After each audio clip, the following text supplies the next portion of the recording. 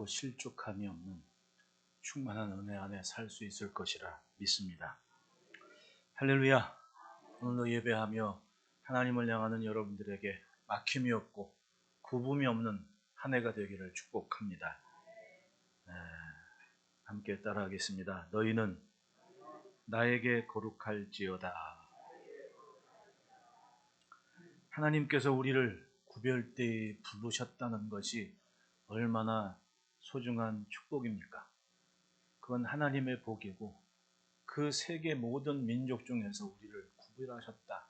하나님의 것을 삼으셨다는 것은 하나님의 계획이 하나님의 자녀들을 위해 펼쳐진다는 겁니다. 우리가 생각지도 못한 하나님의 계획이 우리 앞에 있다는 거예요. 오늘 우리가 하루하루 살며 매 순간 살아온 들 잠깐 뒤돌아보면 분명히 보일 겁니다. 우리가 어떻게 살아왔는지를. 그러면 그 하나님의 손길이 놓치지 않고 우리를 함께 하셨기 때문에 내가 여기에 있구나 하는 것을 알게 될 때 우리는 감사합니다. 감사가 많은 사람은 내려놓을 게 많은 겁니다. 왜냐하면 하나님이 주신 것이고 하나님이 주실 것으로 사는 것을 믿기 때문에 그래요. 매 순간 주님 바라보고 승리하시기를 축복합니다. 동물의 왕국을 보면 각 동물 개체들은 본능적으로 기억하는 것이 있습니다.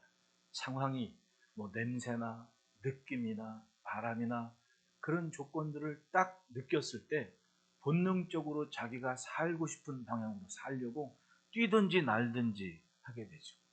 여러분, 사람들을 보면 어느 동물에 비교해 강한 게 없습니다. 이가 강한 것도 아니고 발톱이나 손톱이 날카로운 것도 아니고. 그런데 신기하게도 사람은 동물보다 훨씬 수명이 길고 거북이 빼고 동물보다 훨씬 수명이 길고 그리고 건강하게 더 생육하고 번성하는 신기한 동물이란 말입니다. 제가 가만히 차이를 봤더니 사람은 기억력이 좋아요. 이 사람이 기억한다는 것이 뇌과학자들의 연구에 따르면 우리가 알고 있는 것은 뇌의 일정 부분에 우리 기억이 저장된다라는 생각을 하게 된 때가 있었는데 그게 아니고 뇌 안에 뉴런, 시놉시스 이런 전문 용어들이 있는데 하여튼 뇌 안에 굉장히 많은 신경의 연결들이 인간이 느끼는 상황이나 받아들이는 것들을 기억을 한다는 겁니다. 단기 기억이 있고 장기 기억이 있는데 보통 공부를 하거나 교훈을 얻으려면 단기 기억들이 이렇게 했더니 이렇게 했더라 하는 것이 이제 장기 기억으로 저장이 되죠. 그게 이제 해마의 역할이랍니다. 어떤 뇌수술을 받은 그 해마의 상처를 해마가 이렇게 반토막 난 사람은 30초 전 걸 기억을 못 한대요. 그리고 사람을 만났을 때 한 번 만나고 헤어지면 다음에 만나면 항상 처음 만나는 사람이다. 해마의 문제가 있기 때문에. 그러니까 하나님께서 사람을 만드실 때 굉장히 신경을 많이 쓴 것 같아요. 그러니까 특별한 상황이 되면 인간은 그것을 오래 기억할 수 있는 재능이 있다는 얘기입니다. 그러니까 공부를 할 때도 마찬가지 아닙니까? 공부를 할 때도 뭔가 굉장한 자극이 되는 것들 상황이 되면 그건 잊지 않는 게 된다고 합니다. 여기 우리 졸업하고 직장 생활하는 친구들도 있고 학교 다니는 친구도 있지만은 제가 그 학원 선생님들 강의할 때 일반 학교 선생님들이 강의하는 것과 차이점을 봤어요. 제가 언젠가도 제가 요즘에 그 메가스터디 회장 그 양반 얘기를 자꾸 하길래 제가 예전에 90년 후반쯤에 그분이 그 원장으로서 강의하는 걸 들었는데 독설이 이만저만이 아니더라고. 어떻게 저 사람이 전도하면 교회 안 갈 것 같아. 그 정도더라고요. 아니 인성교육하고 멘탈을 잡아주면서 아이들의 이 정신교육을 하는 시간에 막 얘기하면서 공부하기 위해 왔지만 자기 강의가 듣기 싫은 사람은 지금 당장 뒷문 열고 나가라고, 가다가 교통사고 나서 죽어버리라고, 이런 얘기를 하는 겁니다. 거기 앉아있던 애기들이 그걸 듣고 이거 나가야 돼 말아야 돼, 나가다 죽을 것 같고. 근데 제가 가만히 보니까 바로 이거였어요. 뭔가 교훈이 되고 교육이 되는 순간에 강력한 충격이 주는 메시지가 함께 있을 때는 그걸 잊지를 않는다는 얘기죠. 그걸 착안하고 다른 한창 요즘 학원가에 일타 강사 해가지고 유명한 사람들의 강의하는 것을 봤더니 일단 톤이 다르고 그리고 단어들이 달라요. 굉장히 자극적이고 심한 말까지도 서슴지 않고 합니다. 그게 바로 이거였던 거예요. 뭔가 충격이 되는 것을 같이 버무려 가지고 주입을 했을 때 이걸 놓치지 않는다는 얘기가 되겠죠. 사람 뇌가 참 신기해요. 그런데 문제가 있습니다. 우리가 흔히 사람이 흥분하거나 좋아하거나 쾌락을 느낀다 이럴 때는, 놀라운 일을 경험한다 이럴 때는 뇌에서 도파민이라는 물질이 나온다 그러잖아요. 그런데 이게 사람은 하나의 충격을 받으면 두 개를 원하게 되고, 두 개가 기분 좋았을 때는 세 개를 가져야 되고, 이런 욕심이 도파민 중독이 있다는 거예요. 요즘 신문에 많이 회자되는 용어 중에 도파민 디톡스라는 단어가 많이 나오더라고요. 왜냐하면 애들도 어른이고 계속 빠른 거에, 자극적인 거에 노출되는 겁니다. 그러니까 영상을 봐도 이제는 몇 분짜리 영상 잘 안 봅니다. 딱 30초 내지 15초를 딱 가지고, 그냥 엄마들도 마찬가지잖아요. 엄마들의 인지와 감정이입의 시간이 굉장히 짧아졌습니다. 15초 내지 30초 안에 모든 걸 해결을 해야 돼요. 홈쇼핑 보십시오.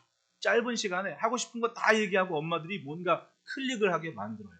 이런 상황들이 대부분이 다 도파민 중독이라는 겁니다. 이게 더 자극적인 것, 자극하다 보니까 영상이건 대화건 문화가 자꾸만 자극적인 일들이 심화돼요. 어디까지 가겠어요? 사람은 분명히 제한적인 동물이거든요. 그러니까 이제서 이 폐단을 느끼는 겁니다. 애들도 마찬가지고.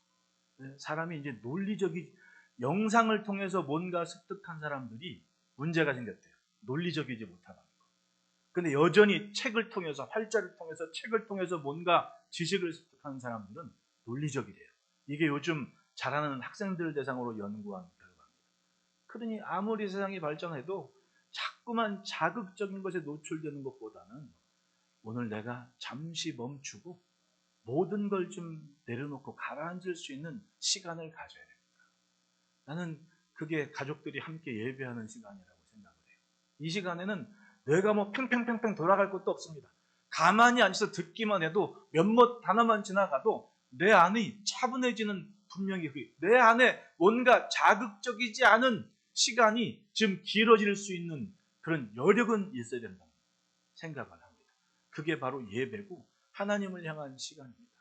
물론 그것도 중독되는 사람들은 찬송은 몇 시간은 해야 되고, 소리는 부르짖어서 기도는 해야 되고, 여러 가지 조건들을 만들어 놓겠지만 사실 그것도 따지고 보면 뭔가 자극적인 중독의 한 현상이 아닐까라는 생각을 해봐요.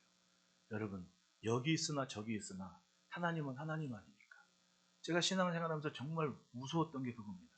자꾸만 앞자리에 앉아. 저도 앞자리에 앉으라는 거는 앞에 자리가 비었으니까 앞에 앉으라는 거지, 앞에 앉는 사람 비기라고 그러고 앞자리에 앉는 결코 아니거든요. 그런데 어느 데 보면 자리 싸움을 해. 그리고 어떤 사람들은 앞자리에 앉으면 은혜가 크고 저 뒷자리에 앉으면 은혜가 없다고 그런 얘기까지 하는데, 내가 가령 노회나 큰 행사에 가면 강단에서 저기까지 거리가 15m가 넘어요. 그러면 우리 교회가 저 뒤까지 하면 17m가 넘는단 말입니다. 그러면은 따지고 보면 제일 앞자리가 17m에서 시작되는데 그 사람들은 죄다 은혜가 없는 사람이겠습니까? 말도 안 되잖아요. 우리는 가만히 보면 뭔가 자기만의 독특한 틀을 하나 정해놓고 하나님의 은혜를 막 맞추려고 합니다. 마치 얌전히 기도하면 기도가 아닌 것처럼 생각하고, 뭔가 한번 밥을 굶어가면서 부르짖을 필요가, 그게 학적으로 얘기하면 도파민 디톡스가 되는 거예요. 따지고 보면 금식을 하거나 하거나 모든 걸 딱 멈추고 내가 하나님 앞에 홀몸으로 서겠다는 그런 시간을 잠잠히. 그러니까 사회인들은, 예수 안 믿는 사람은 템플스테이 가면서 전화도 끄고 뭐도 하고 다 거기서 올스톱한 상태에서 그냥 자연 그들의 상태를 느끼는 거 아닙니까? 왜냐하면 그동안 너무 자극적인 게 노출이 되다 보니까 뇌도 좀 활동을 멈춰야 될 때가 있다는 얘기죠. 여하튼 사람 사는 게 쉽지는 않아요. 우리는 자연스럽게 그 세상의 흐름 속에 노출된 상태로 살아야 된다는 얘기입니다. 살아왔고. 그런데 그 틈에 살면서도 우리는 얌전히 하나님 앞에서의 본분을 지켜가는 삶을 지켜내지 않습니까?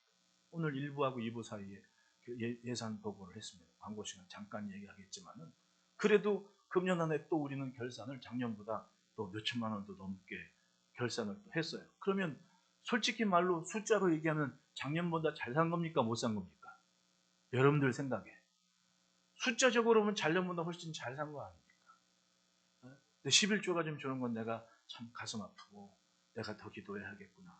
그런데 11조는 줄었는데 또 다른 데 또 은혜되고 또 헌신도 하는 모습이 있으니까 신앙은 그만큼 더 건강해진다는 얘기 아닙니까? 그건 거짓말. 적어도 숫자는 거짓말하지 않는 겁니다. 겉보기만 멀쩡한 사람들이 아니라는 얘기입니다. 속이 알찬 모습들이 보여서 어쨌든 하나님을 위해 헌신하는 모습들이 있다는 얘기 아닙니까? 이거는 모든 걸 딱 멈추고 세상에서 얘기하는 도파민 디톡스가 우리는 자연스럽게 되고 있는 겁니다. 뭔가 자극적인 게 없어도, 뭔가 이벤트는 없어도 하나님을 놓치지 않은 이 장기적인 기억과 은혜를 담는 그릇들이 다 되고 있다는 거예요. 그게 안 돼서 이스라엘이 광야에서 맨날 죽은 거 아닙니까? 여러분 솔직히 시내에서 율법을 받은 다음 가나안 땅 가기까지 40년 동안 얼마나 볼상스러운 일이 많았습니까? 뭐 때문에 그래요? 하나님이 주신 것을 오래 기억을 못하는 겁니다. 하늘에서 만나가 내려도 그걸 오랫동안 기억을 못하는 겁니다. 기억하고 못하고가 그렇게 차이가 있는 겁니다. 기억을 못하니까 하나님께서 반드시 죽으리라. 그러니까 결국은 광야에서 죽은 사람이 여호수아와 갈렙을 제외하고는 정탐 갔다 왔던 사람들도 다 죽어버렸습니다. 애굽에서 나올 때 장정이 60, 전쟁, 즉 싸움에 나갈 만한 장정수가 60만이었는데 2명 빼고는 광야에서 다 죽었습니다. 뭐 때문에 그래요? 2명은 매일매일 하나님의 은혜를 기억했고 자신의 구별된 삶을 지켰습니다. 나는 저들과는 달라. 나는 세상의 눈앞에 빤히 보이는 조건들과 달라. 하나님께서 구별하신 것은 자기 인식이 있으니까 다른 정탐꾼들은 야 우리는 그들 앞에 메뚜기야 이렇게 얘기할 때 메뚜기가 사람한테도 이길 수 있어. 저들은 하나님께서 우리에게 주신 밥상이야. 라는 믿음을 갖고 보고를 하잖아요. 하나님께서는 그 장면을 보신 겁니다. 얼마나 기특했겠어요. 이 갈렙과 여호수아가 보시기에 얼마나 기특했겠냐. 그래도 족장이라는 사람들이 가서는 아니 아브라함이 거닐었던 조상들이 땅이고 거기를 들여보내시겠다는데 손으로 짓지도 않고 건축하지도 않은 걸 기업으로 주시겠다는데 믿음으로 간 사람들은 감사합니다가 돌아온 겁니다. 2명. 나머지 10명은 족장씩이나 됐는데 뭐하고 있습니까? 야 감은 다 죽었어 이제. 그 얘기를 하니까 온 장막에서 통곡하고 원망하고 절망을 했다 그러지 않습니까? 그 상황을 하나님께서 직접 보신 겁니다. 오죽했으면 갈렙과 여호수아 말고는 가나안 땅에 못 들어간다. 길을 돌려서 다시금 광야로 가라. 그리고 정당한 40일 하루에 1년 40년 동안 너희는 광야에서 있어야 돼. 라고 얘기하지 않습니다. 여러분 보름이면 끝날 행진이 40년 걸려버린 거예요. 하나님이 보고 계셨습니다. 여기 이 2 사람은 뭐가 달랐습니까? 내가 하나님의 것이라는 자기 인식이 분명하지 않습니까? 구별됐다. 그걸 믿은 겁니다. 내가 또 너희를 나의 소유로 삼으려고 너희를 만민 중에서 구별하였습니다. 내가 비록 저들이 볼 때 메뚜기 같을지라도 나는 구별된 메뚜기다. 나는 자기 인식을 가지니까 조건이 문제가 아니었습니다. 믿음으로 앞으로 주실 걸 기대하면서 자신들의 삶을 하나님께 맞춘 거 아닙니까? 이들은 매일 내려주시는 은혜를 잊지 않는 겁니다. 따지고 보면요. 계속 자극적인 것을 추구하는 것보다 오늘 한 가지 작은 것을 감사하는 삶이 반복될 때 이 사람이 더 은혜스럽고 더 믿음 지키기가 좋은 거예요. 뻔질나게 기도원 안 던져도 오늘 눈 뜨고 하나님 감사합니다라고 오늘 내가 눈 뜬 것 감사하는 매일매일 여러분 솔직히 매일매일 눈 뜨면서 하나님 감사합니다라고 기도하시는 분 손 들어보십시오. 아니 손 들지 말고 눈만 깜빡이세요. 그게 얼마나 힘든 줄 아세요? 네? 눈 뜨자마자 할 게 챙길 게 많은 거야 요즘은. 그러니까 내가 감사합니다라는 걸 잊을 때가 있어. 뒤늦게 감사해. 이 닦으면서 아유 하나님 감사합니다. 솔직히 안 그래요 여러분? 나도 솔직히 그래요. 눈 뜨고 하나님 오늘도 날 놓치지 마십시오. 맨날 하다가 까먹었어. 새벽 예배 나올 때가 4시에 뻘떡 일어나가지고 씻다가 까먹었어. 주여 이 닦다가 주여 나를 좀 놓치지 말아줘. 나도 솔직히 그래요 목사인데. 여러분 매일 작은 거 하나만 감사하는 사람 그 사람은 절대로 격길로 가지 않습니다. 특별한 이벤트가 없어도 그걸 안 하니까 때로 자극이 필요한 거 아닙니까?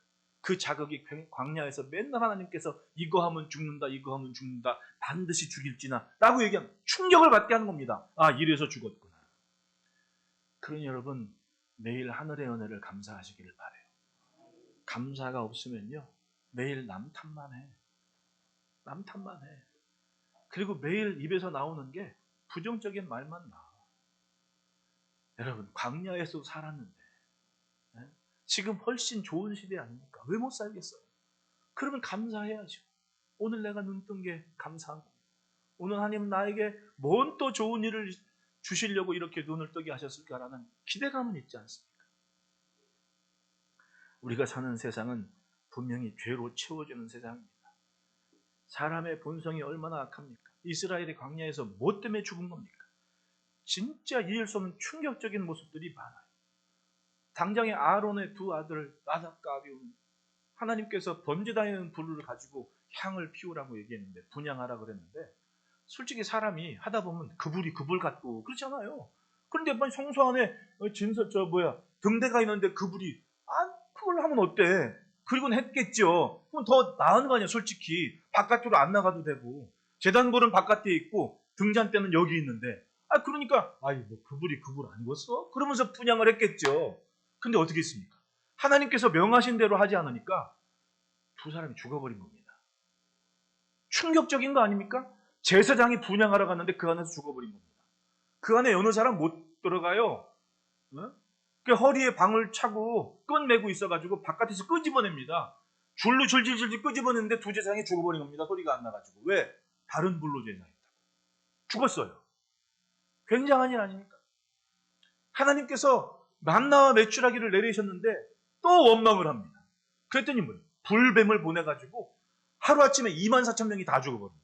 놀라운 일 아닙니까? 원망과 불평이 있으면 거기에 반드시 죽으리라는 말이 이루어지는데 그냥 걸핏하면 죽는 겁니다. 모세와 아론한테 대적하고 돌로 치려 했다가 고라 자손들이 어떡합니까? 우리도 레위 집하고 우리도 제사장인데 왜 하나님의 응답은 니네만 받냐? 우리도 할 수 있어. 그리고 고라 자손들이 나서니까 하나님께서 이제 각 지파별로, 제사장 지파별로 다 향로 가지고 다 앞으로 모여. 그리고 모였는데 어떻게 됩니까? 고라 자손 있는 데가 땅에 갈라져가 땅이 그들을 삼켰다고 얘기를 해요. 눈앞에 보는데 그냥 죽은 겁니다. 이게 도대체 이해가 될 일입니까? 근데 하나님이 그렇게 하신 겁니다. 따지고 보면 하나님께서 정하신 선이 있는데 그 선을 넘은 거예요. 사람이 선 지키는 게 얼마나 힘든 줄 아세요? 네? 선 지키기가. 제가 처음 미국 갔을 때 뭔가 달라 눈에 보이는 게. 왜냐면 우리는 저 자랄 때 추억이 꼭 담장에 사람 어른 눈높이까지 담장이 있고 그 담장 위에 담 넘어올까봐 뭘 해놔요? 사이다병 쪼개가지고 담 넘지 못하게. 그래도 넘을 사람 넘더라. 하여튼 그렇게 해놔가지고 담장 치고 사는데 처음 미국 가는데 담장이 하나도 없는 겁니다. 그리고 다 집 앞에 잔디가 푸르고 막 그런 거예요. 시멘트 도로 아니면 잔디. 야, 세상에 이런 세상이 있네.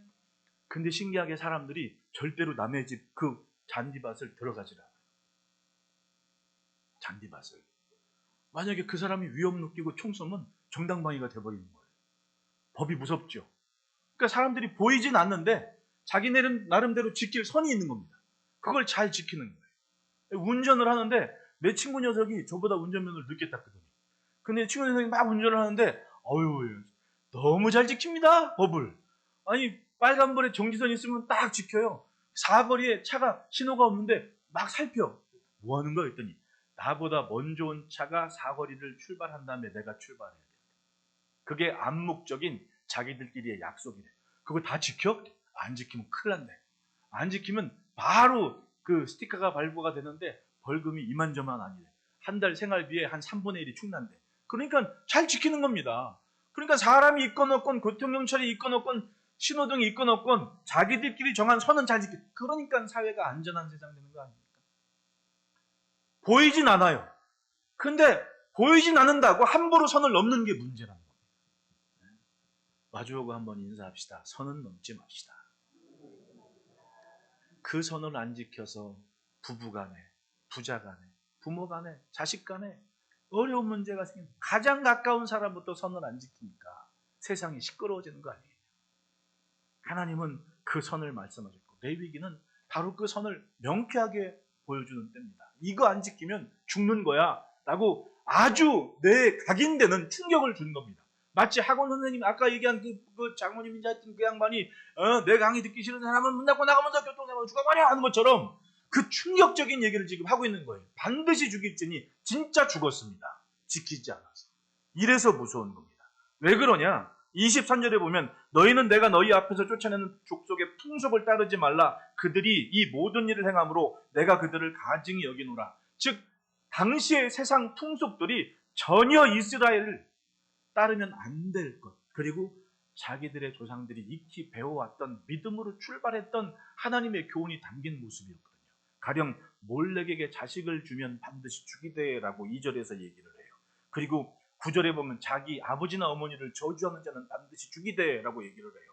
10절에는 누구든지 남의 아내와 간음하는 자, 이웃의 아내와 간음하는 간부와 음부를 반드시 죽일지니 하면서 얘기를 해요. 이게 뭡니까?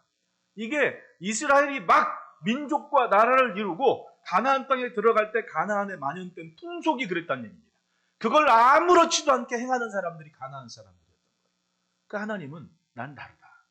그리고 나를 믿는 너희는 달라야 돼. 왜? 너희는 세계 모든 민족 중에서 내가 구별했기 때문에. 그래서 하나님은 너희는 나에게 거룩할지어다. 구별됨을 지키는 겁니다. 여러분, 정결한 것을 준비한 것이 하나님께 드려졌을 때 그걸 거룩이라고 하는 거예요. 이게 같은 것 같은데 엄밀히 얘기하면 굉장히 차이가 있습니다. 정결은 내가 스스로를 잘 준비하는 겁니다. 그 준비된 심령이 정말 하나님의 것으로 드려지고 하나님의 것으로 살 때 그것이 바로 거룩이 되는 겁니다. 왜? 하나님의 것이 비로소 나를 통해서 내 말과 삶을 통해서 보여지고 나타나기 때문에 그런 거예요. 하나님은 그것 때문에 이스라엘을 건져내셔서 너희가 제사장 나라다라고 선언을 하신 거 아닙니까? 우리는 하나님의 거룩이 담긴 삶이고 하나님께서 이 시대에도 우리를 통하여 하나님의 일을 하고 계십니다. 여러분, 신년의 고백처럼 주의 것으로 승리하시기를 축복합니다. 주님의 것이 되면 반드시 하나님의 것이 우리 안에 펼쳐지고 담기게 되는 겁니다. 22절 보십시오. 너희는 나의 모든 규례와 법도를 지켜 행하라. 그리하여야 내가 너희를 인도하여 거주하게 하는 땅이 너희를 토하지 아니하리라. 예, 늘 말씀을 드리지만 땅이 사람을 토해냅니다.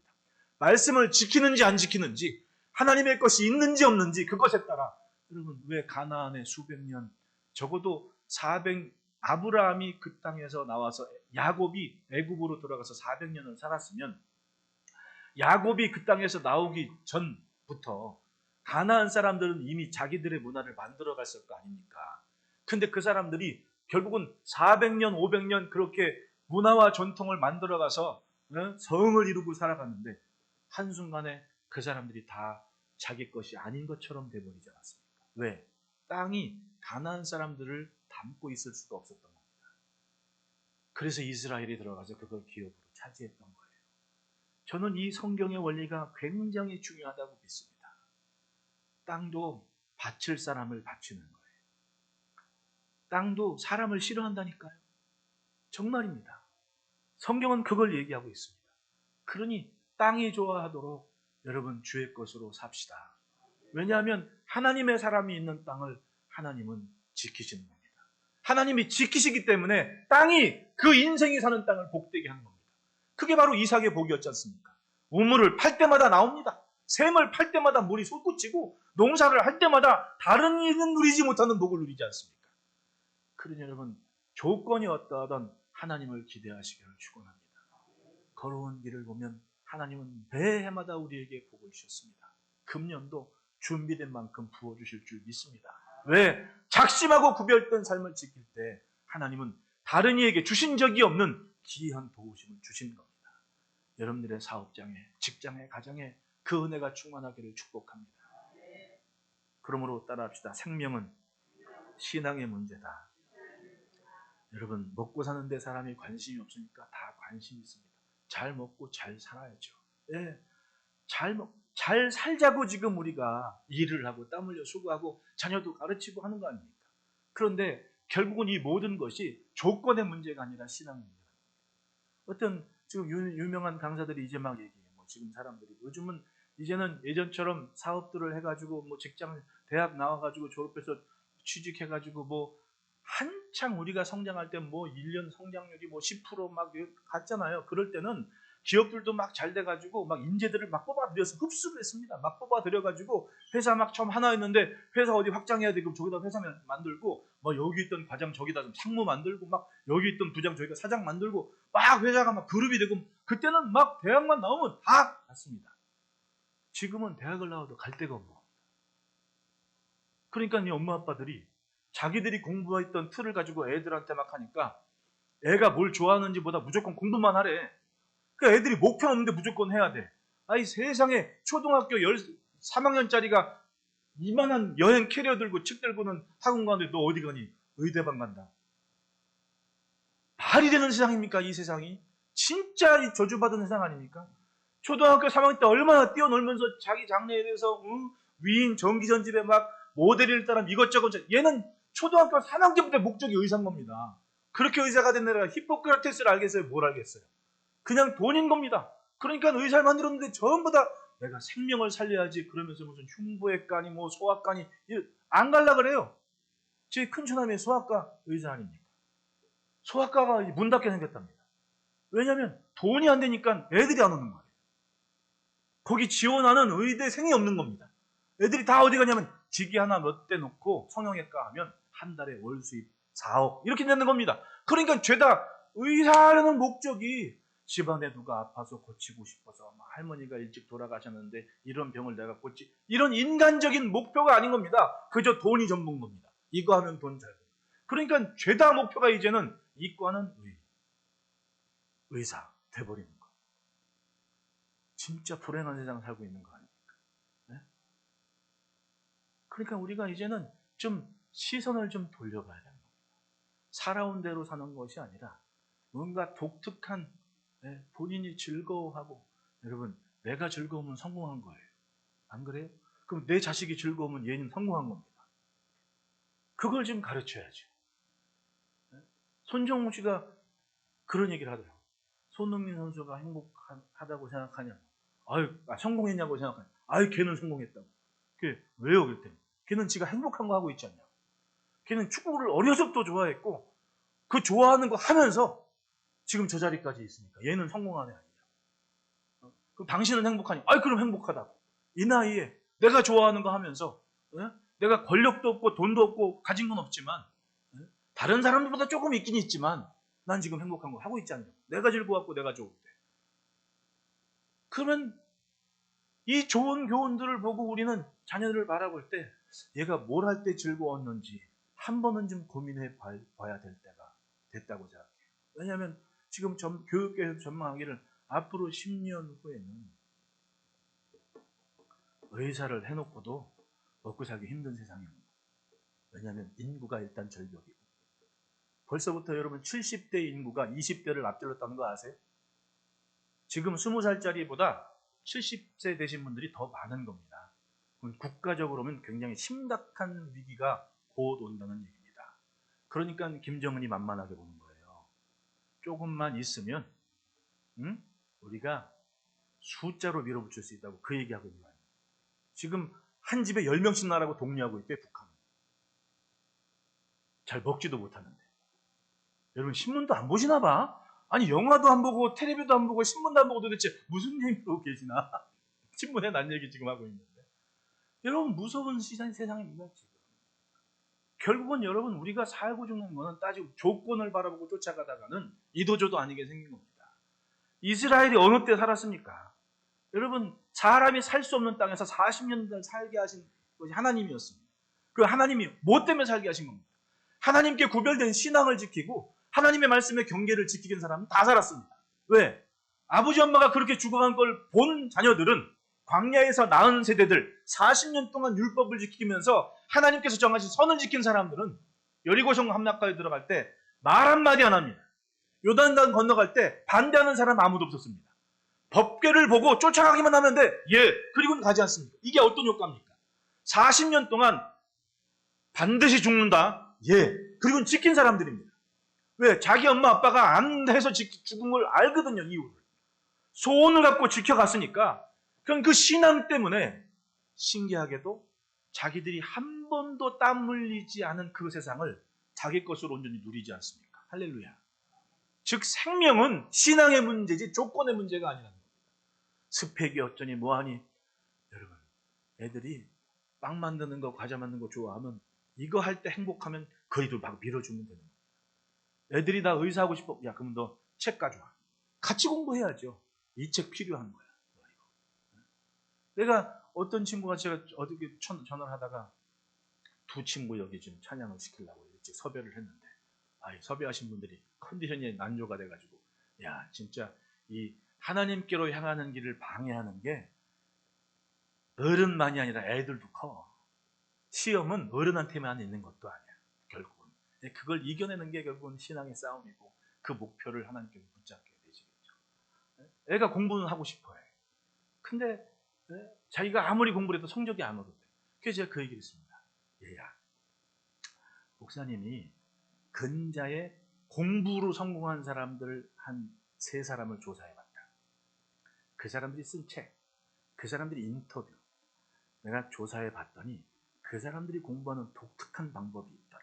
물론 너희 엄마 아빠들도 공부 열심히 해서 지금의 자리까지 이르는데 네가 엄마 아빠들하고 좀 대화하면 목사님이 그건 알더라. 내가 가만히 연결해보니 이 사람들은 과목의 문제집을 한 3-4권씩 막 풀었다더라. 3-4권씩.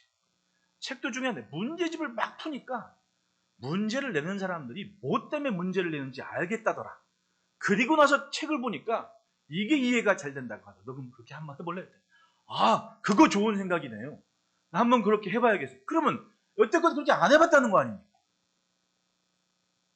이건 엄마 아빠들도 좀 고민해 봐야 돼요. 무조건 공부할 게 아니라 애가 어떻게 갈 길을 같이는 고민해 봐야 돼요. 눈높이를 맞춰서. 그래서 뭔가 유익이 된 걸 같이 가는 모습이 있으면 이래서 행복하면 그걸 해줘야 됩니다. 그게 아니면 얘는 제가 언젠가 얘기하지 않았습니까? 저 경희대 교수님 한 분이 강의를 하는데 앞으로 미래 전망을 하니까 한 애가 대학을 졸업하는데 나오는데 드는 학비하고 학원비하고 부수입이 한 2억은 되는 것 같다. 그럼 한 해 교육비가 1-2억이 되면 차라리 일찍 이 아이가 면허를 딸 수 있는 시점이 되면 일찍 저 대형 면허, 포크레인 면허 떼게 해가지고 그 1억을 차라리 포크레인 사주는데 투자를 하라. 중고 포크레인 하나 7천만 원 정도면 사니까 거기에 투자를 해가지고 일을 하게 하라. 그러면 남들 4년, 8년 공부할 동안 얘는 일하면 2년만 일하면 포크레인 2대 산다고. 얘는 사장님이 되는 거라. 단순한 얘기인데 굉장히 사람을 혹하게 만드는 겁니다. 여러분, 20대 젊은이들의 앞으로 60이 넘을 때까지 나라를 책임져야 될 사람들입니다. 근데 갈 직장이 없고 취업을 못하고 인구 절벽이 되고 조건을 생각하면요, 우리는 내일의 세상을 사는 거예요. 그 틈바구니에서 오직 믿음 제우선순위를 하는 일은 어떻게 살아야 됩니까? 똑같습니다. 살아온 삶의 흔적을 보면 세상이 아무리 흉흉하고 어려운 때도 기회는 하나님이 주시는 거예요. 조건을 따지다 몰입해서 이것저것 다 놓칠 바에야는 확실하게 하나님을 붙잡고 나는 이건 있습니다라고 하나님 앞에 내세울 건 하는 가져야 될 게 아닙니까? 그게 신앙이죠. 생명은 결국은 신앙의 문제입니다. 이스라엘이 걱정하고 뭐 때문에 죽어갔습니까? 사실은 제일 많이 죽었던 때가 금송아지 만들고 바알 숭배하고 아세라 성리 때 아닙니까? 차라리 하나님만 보고 있을 때는 광야에서 살아냈습니다. 근데 살기 좋은 세상 만들어가서 바알 섬기고 아세라 만들고 몰래 그걸 쫓아가다가 자식들 죽이고 자기도 죽잖아요. 그러니까 따라합시다. 살만할 때 조심하자. 사람이 떨어지는 건요, 나락으로 가는 건요, 결국은 살만할 때. 왜? 살만할 때 사람이 교만해지거든요. 왜? 내가 가진 것, 그 알량한 게 의지가 되는 겁니다. 나 이만큼 하고 살아. 그러다가 꼬꾸라지는 거예요. 그 조건이 결국은 교만하게 만들고 교만이 선을 넘게 만드는 겁니다. 생명은 신앙의 문제인 겁니다. 때문에 하나님과 나와의 관계가 막힘이 없도록 여러분 그렇게 살아야 돼요. 사람이 대단한 것 같아도 신경 하나 막히면 바보 되는 거 아닙니까? 우리 선배 목사님이 저랑 같이 있다가 제가 그 양반이 있으면 내가 요령 피우면서 노래를 안 할 수 있었는데 그 양반이 그냥 다른 노래로 가는 바람에 코가 껴가지고 지금 아주 사람 성품이 좋고 착해요. 착한 양반인데 이렇게 저렇게 하다가 이제 한 교회에 청빙을 갔습니다. 청빙을 갔는데 그 앞에 그 교회 동네에 소문난 겁니다. 저 교회에서 목사를 셋을 쫓아냈다고. 간 거예요. 그래서 이제 선생님 목사님이 그냥 보내면 안 되겠다 해가지고 그 교회 원로 목사하고 딱 얘기를 해가지고 이 친구는 가면서 바로 위임 투표를 하고 청빙을 해서 위임 목사로 받아라. 왜냐면 위임 목사가 아니니까 자기들이 여차여차 해가지고 위임 안 된다 그러면서 내보내고 하는 걸 아니까 그 어려운 교회 이 양반이 또 국으로 사명이라고. 참 목사는 힘겹고 어려운 거 알아도 이게 목양지다 그러면 어쩔 수 없이 가는 겁니다. 그 거기 가가지고는 한 올해 벌써 한 7년 넘게 목회를 잘 했는데 어느 순간 이제 막 거기 또 이제 특별한 몇몇 사람들이 있습니다. 그 사람이 또 난리를 친 겁니다. 예? 그래가지고는 이 양반이 지난 7월 여름인데 여름에 제가 뭐 이렇게 일하는데 전화가 왔습니다. 친구한테 그 옆에 있는 동기가 이 선배 큰일 났어. 왜 뇌졸중이래. 어떻게 됐어? 그랬더니 위기는 잘 넘겼다고. 나중에 알고 봤더니 수요일 저녁에 마치고 집에 가고 여름이니까 이제 앉아가고 이러는데 사모님이 식탁에 앉아있는 자기 남편을 보는데 했더니 침을 이렇게 질질 흘리더라는 겁니다. 깜짝 놀래가지고는 이 골든타임이라는 게 있잖아요. 그래갖고 응급실을 바로 막 해가지고 보니까 이 뇌에 신경 하나가 막힌 거예요. 신경 하나. 야, 사람이 신기한 게 그렇게 멀쩡하고 건강해도 여기 하나가 막히면 되는 겁니다. 네, 얼마나 무서워요. 그러니까 참 이 목사가 멀쩡한 거, 목사하고 사모가 멀쩡한 것 같아도 이게 굉장히 스트레스가 되는 상황이 견뎌낸 거죠. 견뎌내가지고 그러다가 견디다가 그냥 신경 쓰다가 딱 막히니까 그냥 바보 된 겁니다. 그나마 바로 어떻게 조치를 해가지고는 지금도 건강하게 나는 죽을 때까지 잘 섬길 거야 이러고 어제 통화했거든요. 어저께 저녁 때, 점심 때. 야, 참 이 양반 대단하다. 목사는 목사다. 그러면서 이제 제가 이렇게 위로하고 전화를 끊었는데 그런 겁니다. 그러고 보니까 여러분 겉이 멀쩡해도 여기 하나 막히면 그냥 다 막히는 거예요. 사람 몸이. 믿음은요. 한순간에 막히는 것이 결국은 모든 것이 막히는 거 아니에요. 한순간에. 결국 이스라엘이 보십시오. 하나님께로 향한 통로 하나가 막히니까 그동안 수천 년 누려던 것이 깡그리 다 무너지면서 나라 빼앗기는 나라가 되어버리지 않습니까? 역사를 보면. 따라합시다. 막히면 죽는다. 예, 세상에 있어도 결코 세상 사람처럼 생각하고 세상 풍속을 따를 일이 아닙니다. 하나님은 거기서부터 우리를 구별대 내셨고 우리는 그 구별됨을 지키는 것이 정결한 삶이고 정결한 삶이 하나님을 향할 때 하나님의 거룩은 능력이 되고 은혜가 되는 겁니다. 둘째로는 따라합시다. 성도의 삶에는 주의 이름이 있다. 3절에 나도 그 사람에 대하여 진노하여 그의 백성 중에서 끊으린 이는 그가 그의 자식을 몰락하게 해줘서 내 성소를 더럽히고 내 성호를 욕되게 하였음이라. 하나님께서 고대 사회의 인간의 풍습에서 가장 혐오하신 것이 구별되게 하신 인식이 뭐냐 하면 나는 사람을 제물로 받지 않는다. 어디에 그 얘기가 있습니까? 창세기 26장에 있잖아요. 하나님께서 아브라함에게 이삭을 제물로 받자고. 그 사랑하는 독자, 이제 막 열 몇 살 돼가지고 얼마나 이쁜 아들입니까? 그 아들을 제물로 바치라. 근데 여러분, 고대 근동이나 아니면 우리나라의 고대에도 그런 얘기들이 미담으로 남잖아요. 심청전 얘기 모르시는 분 계십니까? 심청전 얘기 보면 아버지 눈을 뜨기 위해서 심청이가 맞죠? 좀 반응 좀 해주실래요? 아닌가? 난 설교 시간에 말하다가 막 틀려가지고 집에 가면 집사람이 나한테 얘기하면 오늘을 뭐 이거 그랬구나. 심청이가 아버지 눈뜨게 하려고 인당수에 뛰어들어요. 이걸 미담으로 얘기하고 효라고 얘기한단 말이에요.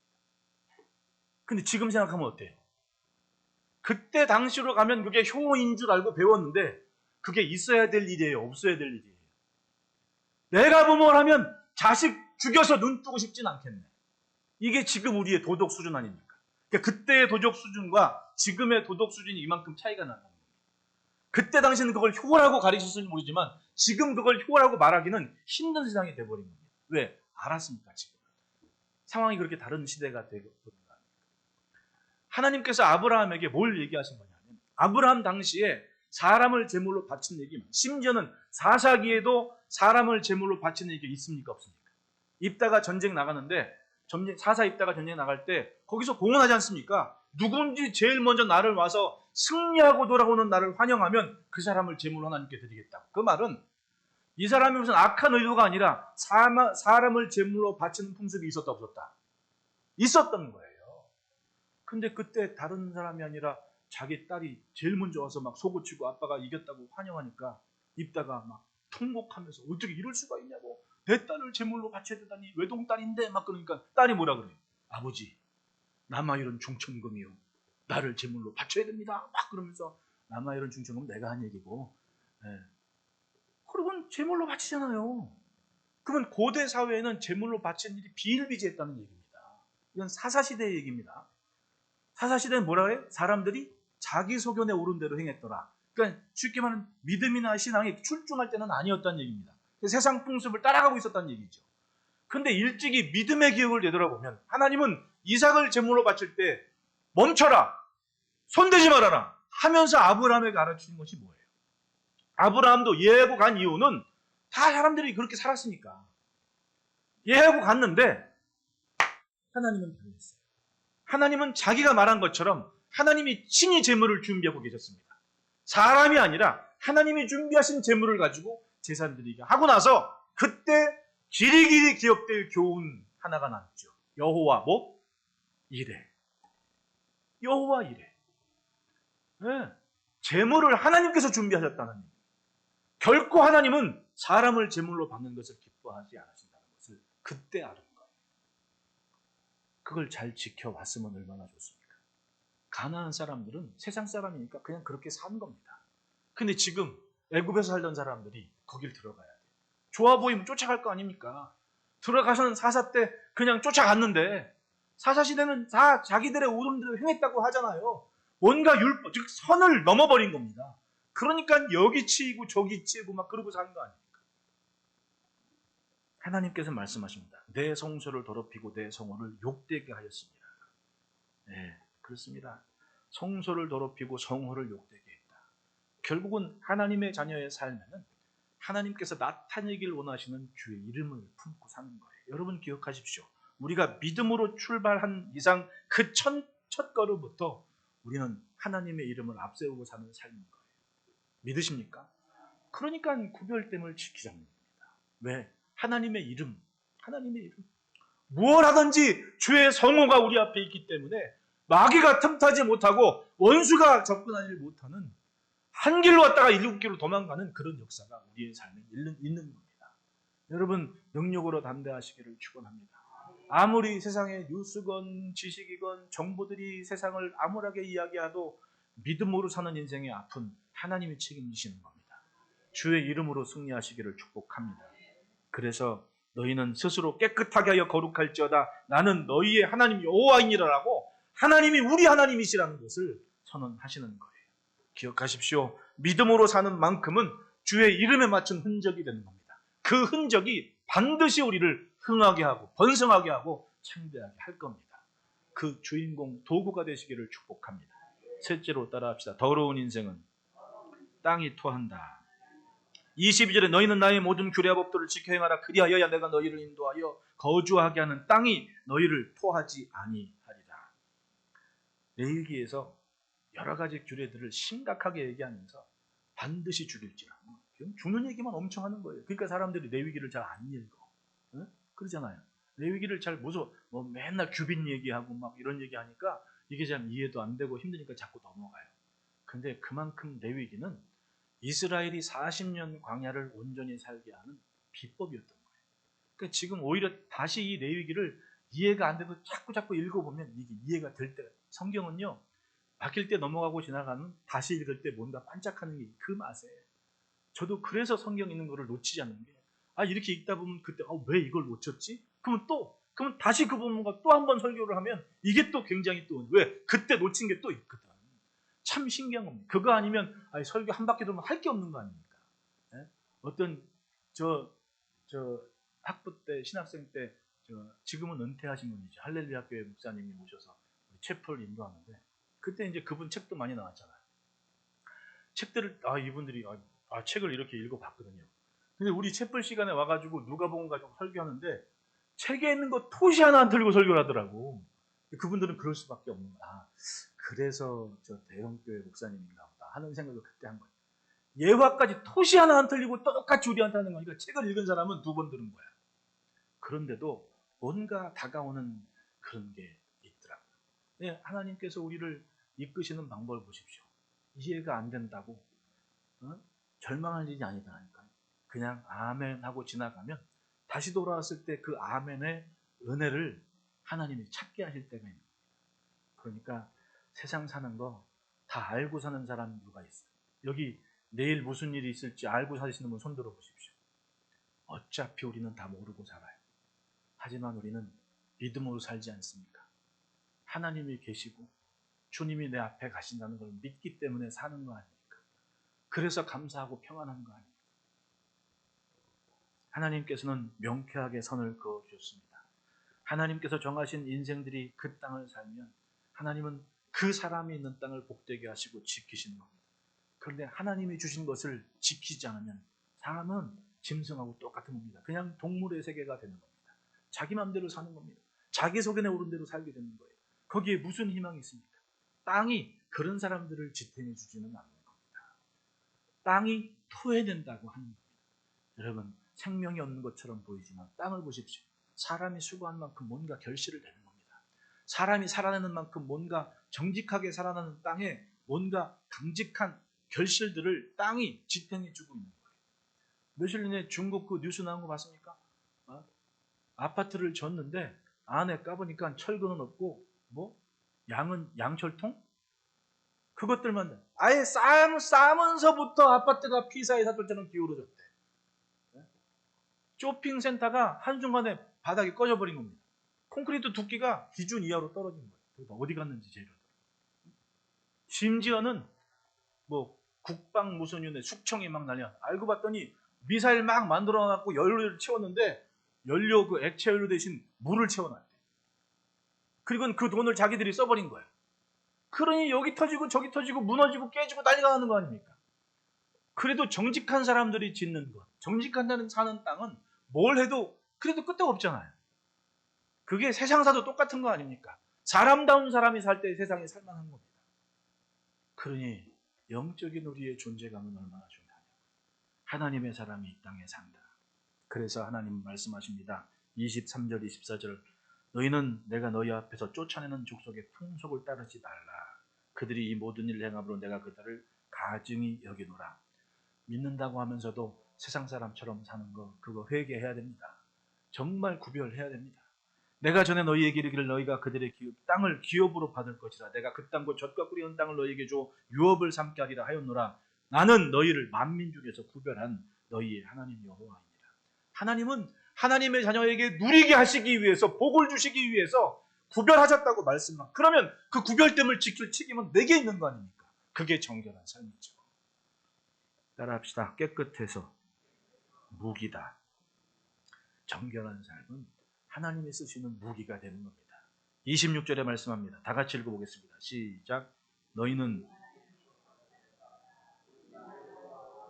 내가 또 너희를 나의 소유로 삼으려고 너희를 만민 중에서 하나님께서 귀하게 여기시면 그거에 맞춰 살면 됩니다. 그 자리를 버리고 자꾸만 다시 내려가고 다시 내려가고 할 때 은혜가 없고 약속의 성취는 뭔 얘기가 되는 겁니다. 주님 뜻에 맞추고 주님과 함께 살게 하신 삶을 감당하기에 하나님의 복을 이전보다 더 충만히 들어가는 은혜로운 한 해가 되시기를 축복합니다. 기도하겠습니다.